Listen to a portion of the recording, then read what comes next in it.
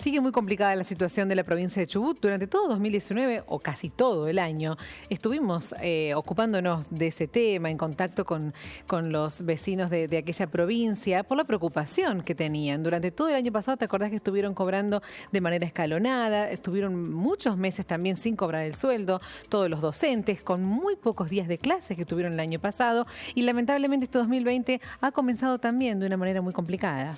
Bueno, hay que decir que en los últimos días se dieron multitudinarias marchas de estatales contra el ajuste que propone el gobernador Mariano Arcioni. Y esta fue la manera en que comenzó el año, una renovación del conflicto de estatales con el gobierno chubutense. Para seguirle el pulso a esta cuestión y conocer cómo se está viviendo en la provincia, nos ponemos en contacto rápidamente con Mónica Baeza, quien es periodista de Comodoro Rivadavia, Chubut. ¿Cómo le va, Mónica? Muy buenos días. Hola, buenos días, ¿cómo están? Muy bien, por acá. Gracias, Mónica. Bueno, lo decía Mercedes, después de un año conflictivo, con paro, con movilizaciones, con un calendario escolar restringido, lo propio para el área de salud y también la administración pública, el 2020 parece no traer novedades, sino todo lo contrario, una continuidad del conflicto. Bueno, consultarle cuál es la situación actual en Chubut. Exactamente lo que tuvimos la semana pasada y esta semana fueron distintas acciones de visibilización de este conflicto que, como ustedes bien plantean, no ha tenido, no se destrabó, no han obtenido respuestas del gobierno que demuestren que de alguna manera el escenario va a ser distinto. Todo lo contrario, hace 15 días aproximadamente el gobernador anunció un plan de reestructuración en el que anticipaba incluso algunas medidas de ajuste, incluido el congelamiento salarial, el no pago de las deudas que tiene el gobierno provincial con los trabajadores estatales desde el año pasado por todos los incrementos que no se pagaron. O sea que el escenario es todavía más complejo, si se quiere, porque como ustedes decían, se acumulan las consecuencias de un año muy conflictivo que fue el 2019 hacia este periodo. Lo que tuvimos esta semana fue un dictamen de conciliación obligatoria en el caso de los trabajadores nucleados en la Asociación de Trabajadores del Estado. Ayer se realizó la primera reunión con el gobierno. Allí no se habló de congelamiento salarial, pero sí de dificultades de parte del gobierno para pagar las cláusulas gatillo, que son por lo menos 2 y que generan una deuda muy importante con los trabajadores, pero además pone en evidencia el congelamiento salarial que hasta ahora se viene dando. En el caso para tener solo un ejemplo de cómo afecta esto en la vida cotidiana, no solo de los trabajadores, sino de los usuarios, de los servicios, por ejemplo, de salud mental, los trabajadores presentaron esta semana un informe completísimo en el que se da cuenta de la imposibilidad incluso de brindar medicación, de sostener la infraestructura y los talleres que son elementales para personas que necesitan acceder a tratamientos de salud mental. Ellos decidieron declarar entonces una retención de servicio para poner en crisis también esta decisión de la Asociación de Trabajadores del Estado de acatar la conciliación obligatoria. Esto viene ocurriendo en otros sectores de salud. En el caso de educación, el 22 de enero tenían que comenzar, por ejemplo, las escuelas que tienen un ciclo distinto a los de la costa, que son las escuelas que funcionan en la cordillera, que podrían denominarse dentro del marco de la educación rural.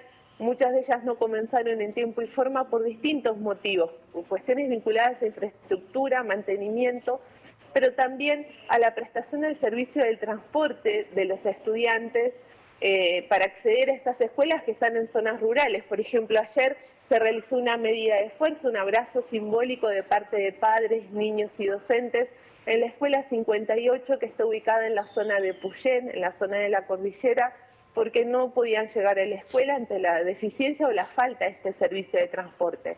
Y así sucesivamente van apareciendo casos que dan cuenta de la fragilidad de este inicio del ciclo electivo en el caso de las escuelas, ¿no? Bueno, muy compleja la situación que estás describiendo, Mónica, y estamos compartiendo imágenes de la marcha que los estatales, más de 400 personas se hicieron presentes en esta marcha, bueno, justamente en reclamo de todo lo que vos recién describiste.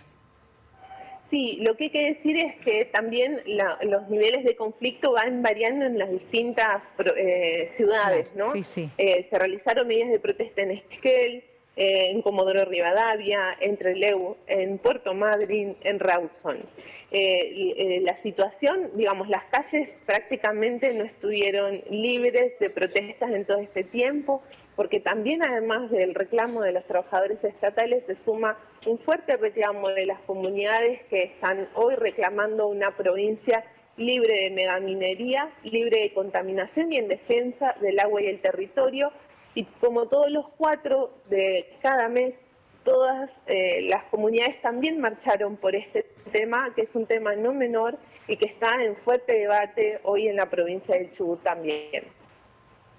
Bueno, consultarle de qué manera está afectando la prestación de servicios, la actividad en la provincia de Chubut. Recién anticipaba un poco lo que sucede con la educación, pero también preguntarle por el servicio médico, por la cuestión de las fuerzas de seguridad. ¿Cómo impacta este conflicto con el gobierno? Sí, bueno, en materia de salud hay también trabajadores médicos que anunciaron la retención de servicio y la están cumpliendo. La cumplieron hasta cobrar lo que se denominó un cuarto rango. Ustedes recuerden que habíamos hablado en algún momento que el gobierno de la provincia pagaba en 3 etapas de acuerdo a una jerarquía establecida por quienes cobraban menos, primero quienes cobraban, eran quienes cobraban. Eso generó también mucho malestar entre los trabajadores estatales y recién ha gustado la mayoría de por eso, como la semana pasada, el servicio de pediatría, por ejemplo, del Hospital Regional de Comodoro Rivadavia salió a la calle. Esto se viene repitiendo también en la ciudad de Trelew. Al hablar de salarios, quizá que no son los más bajos de la escala determinada por el gobierno, también se encuadran los trabajadores judiciales. En esta semana tendrían que haber comenzado después del receso del verano. Esto no se produjo, iniciaron un paro que se extiende hasta el día de hoy. En estos momentos hay trabajadores nucleados en esto de trabajadores de la justicia, reunidos con miembros del Superior Tribunal de Justicia, precisamente para analizar cómo van a afrontar de aquí en adelante este escenario que paralizó también el servicio judicial.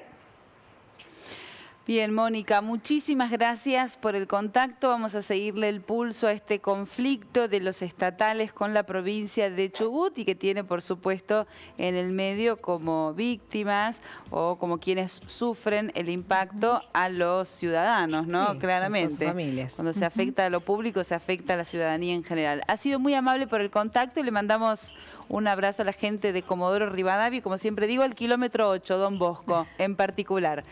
Chao, Mónica. Gracias. Serán dados, muchas gracias por estar al tanto de nuestro y seguimos comunicadas. Muchas gracias. Bueno, vamos a seguir, como vos lo decías, este año también este conflicto que lamentablemente comenzó también el año de igual manera, muy complicado.